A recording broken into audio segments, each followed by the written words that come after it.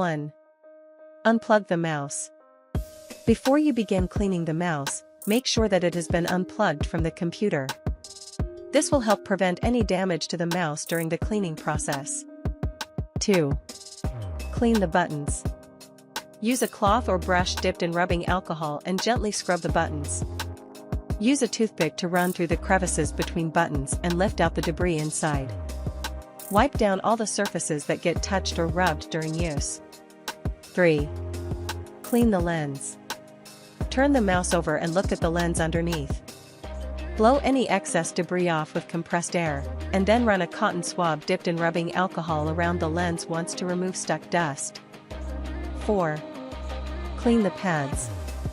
Most mice have small rubber pads along the bottom. These help the mouse glide over the mouse pad. Use a cloth dipped in rubbing alcohol to clean all of the dust and debris that has attached to the rubber pads. Give the entire bottom a wipe down as well. 5. Clean your mouse pad. Depending on your pad, you may have accumulated a fine layer of dust and debris on the surface of the mouse pad itself.